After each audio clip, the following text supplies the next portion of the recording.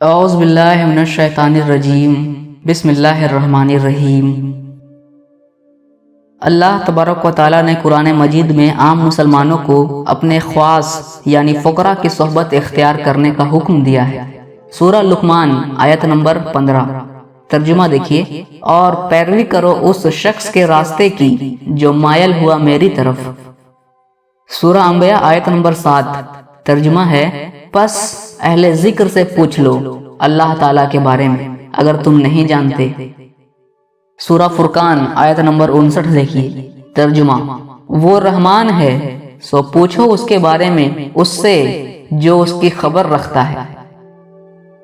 سرور کائنات حضرت محمد مصطفیٰ صلی اللہ علیہ وآلہ وسلم بھی اللہ کی راہ اختیار کرنے والوں کو مرشد کامل کی رفاقت کا حکم دیتے ہیں۔ حدیث شریف ہے۔ ترجمہ، پہلے رفیق تلاش کرو یعنی مرشد کامل تلاش کرو، پھر راستے پر چلو۔ حضور صلی اللہ علیہ وآلہ وسلم نے مرشد کامل کے نشانیاں بتاتے ہوئے ارشاد فرمایا کہ ایسے عالم کے پاس بیٹھو جو 5 چیزوں سے منع کرے اور 5 چیزوں کی طرف مائل کرے۔ پہلا، جہالت سے نکال کر دین کا علم سکھائے۔ دوسرا، دنیا کی طرف رغبت کرنے سے منع کرے اور زہد و تقوی کی طرف بلائے۔ تیسرا، ریاکاری سے روکے اور اخلاص کی طرف راغب کرے۔ چوتھا، غرور سے روکے اور انکساری پر آمادہ کرے۔ پانچواں، لاپرواہی اور سستی سے بچائے اور نیک عمل کرنے کی نصیحت کرے۔ حدیث شریف ہے کہ شیخ یعنی مرشد کامل اپنی قوم یعنی اپنی مریدوں میں ایسا ہوتا ہے جیسا کہ ایک نبی اپنی امت میں۔ سیدنا غوث العظم حضرت شیخ عبد القادر جیلانی رضی اللہ تعالیٰ عنہ ارشاد فرماتے ہیں کہ تمہارے درمیان صورتاً کوئی نبی موجود نہیں ہے کہ تم اس کی اتباع کرو، پس جب تم حضور نبی کریم صلی اللہ علیہ وآلہ وسلم کے متبعین یعنی کہ مرشد کامل کی اتباع کرو گے جو کہ حضور نبی کریم صلی اللہ علیہ وآلہ وسلم کے حقیقی اتباع کرنے والے اور اتباع میں ثابت قدم ہیں، تو گویا تم نے حضور صلی اللہ علیہ وآلہ وسلم کی ہی اتباع کی۔ جب تم ان کی زیارت کرو گے تو گویا تم نے حضور نبی کریم صلی اللہ علیہ وآلہ وسلم کی ہی زیارت کی۔ حوالہ فتح الربانی مجلس نمبر 14۔ آپ رضی اللہ تعالیٰ عنہ نے مزید فرمایا کہ مرشد کامل حضور صلی اللہ علیہ وآلہ وسلم کی اس ولایت کا حامل ہوتا ہے جو آپ صلی اللہ علیہ وآلہ وسلم کی نبوت باطن کا جزو ہے، اور آپ صلی اللہ علیہ وآلہ وسلم کی طرف سے اس ولی کامل کے پاس امانت ہوتی ہے۔ حوالہ سر الاسرار فصل نمبر 5۔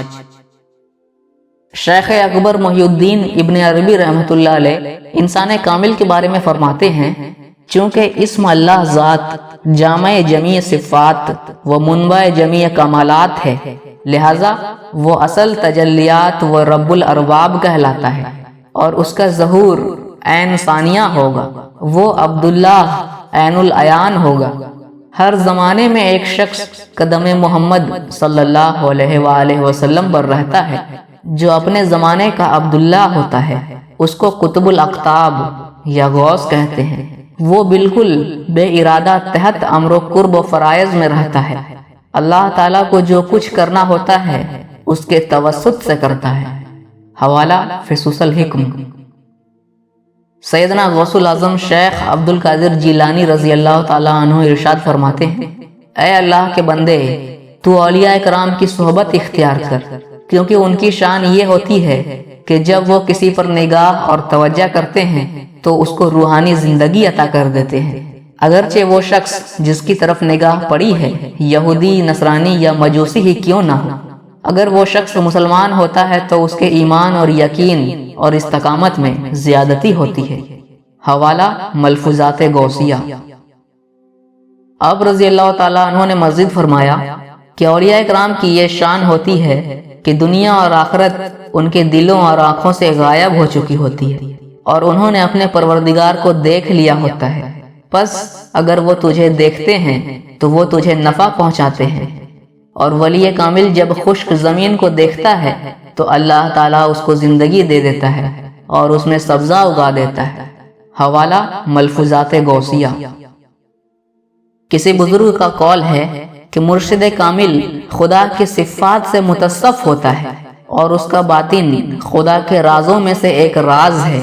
اس کا حسن راز حق سے آشنا آنکھ ہی دیکھ سکتی ہے، اور اس انسان کامل کی جڑ کائنات کے روح میں ہے، یعنی وہ کائنات کے ہر راز سے آگاہ ہوتا ہے۔ حدیث شریف میں آیا ہے کہ شیخ کامل ہی زندہ کرنے والا ہے اور شیخ کامل ہی مارنے والا ہے۔ شیخ کامل مرید کے مردہ دل کو اللہ کے ذکر سے زندہ کرتا ہے۔ حضور غوث الاعظم رضی اللہ تعالیٰ عنہ ارشاد فرماتے ہیں کہ جان لو کہ معرفت و حقیقت کے مدارج و مراتب مرشد کامل کی تربیت کے بغیر حاصل نہیں ہو سکتے۔ جیسا کہ فرمان حق تعالیٰ ہے، سورہ فتح آیت نمبر 46، ترجمہ: ان پر تقوی کا کلمہ لازم کیا، اور کلمہ تقوی ہی کلمہ توحید ہے، یعنی کہ لا الہ الا اللہ، بشرطے کہ یہ کلمہ کسی ایسے قلب سے اخذ کیا جائے جو صاحب تقوی کا ہو، یعنی مرشد کامل کا ہو، اور جس میں ذات الہی کے سوا کچھ موجود نہ ہو۔ اس کلمے سے مراد وہ کلمہ نہیں ہے جو عوام کے زبانوں پر ہے۔ بے شک کلمے کے الفاظ ایک ہی ہیں، لیکن دونوں کے باطنی معنی میں فرق پایا جاتا ہے، اور جب توحید کا یہ بیج زندہ دل مرشد کامل سے اخذ کیا جاتا ہے تو یہ قلب کو زندہ کرتا ہے۔ حوالہ سیر الاسرار۔ آپ رضی اللہ تعالیٰ عنہ نے مزید فرمایا کہ تم کسی ایسے شیخ کامل کی صحبت اختیار کرو جو حکم الہی اور علم لدنی کا واقف کار ہو، اور وہ تمہیں اس کا راستہ بتائے۔ جو کسی فلاح والے یعنی مرشد کامل کو نہ دیکھے گا وہ فلاح نہیں پا سکتا۔ تم اس شخص کی صحبت اختیار کرو جس کو اللہ کی صحبت نصیب ہو۔ حوالہ الفتح الربانی، مجلس نمبر 61۔ اہل اللہ کے پاس بیٹھنا نعمت ہے، اور اغیار کے پاس بیٹھنا جو کہ جھوٹے اور منافق ہیں ایک عذاب ہے۔ حوالہ الفتح ربانی، مجلس نمبر 61۔ اے راہ دنیا کے مسافر، قافلے، رہبر اور رفیقوں سے جدا نہ ہو، ورنہ تیرا مال بھی برباد ہو جائے گا اور جان بھی۔ اے راہ آخرت کے مسافر، تو ہمیشہ مرشد کامل کے ساتھ رہ، یہاں تک کہ وہ تجھے منزل تک پہنچا دے۔ راستے میں اس کا خادم بنا رہ اور اس کے ساتھ حسن ادب سے پیش آ، اس کی رائے سے باہر مت ہو۔ وہ تجھے علم سکھا کر اللہ کے قریب کر دے گا، پھر تیری شرافت، سچائی اور دانائی دیکھ کر تجھے راستے میں اپنا قائم مقام کر دے گا۔ پس وہ راستے میں امیر اور راہ چلنے والوں کا حاکم بنا دے گا، اپنے لشکر کا خلیفہ وہ جانشین کر دے گا۔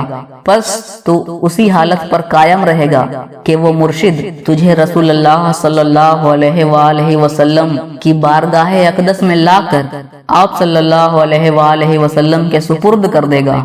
پس آپ صلی اللہ علیہ وآلہ وسلم کی آنکھیں تجھ سے ٹھنڈی ہوں گی۔ اس کے بعد حضور نبی رحمت صلی اللہ علیہ وآلہ وسلم تجھے اپنا نائب مقرر فرما لیں گے۔ حوالہ الفتح ربانی۔ ایک بزرگ کا قول ہے کہ مرشدان کامل کی مجالس اختیار کرو، کیونکہ ان کی مجالس میں شرکت سے حلاوت اور مٹھاس حاصل ہوتی ہے، اور ان کی نورانی صحبت اور مجلس میں انسانوں کے قلوب کے اندر اللہ تعالیٰ کی خالص محبت کے چشمے جاری کیے جاتے ہیں، جن کی قیمت وہی جانتے ہیں جن کو ذکر خفی کی توفیق حاصل ہو چکی ہے۔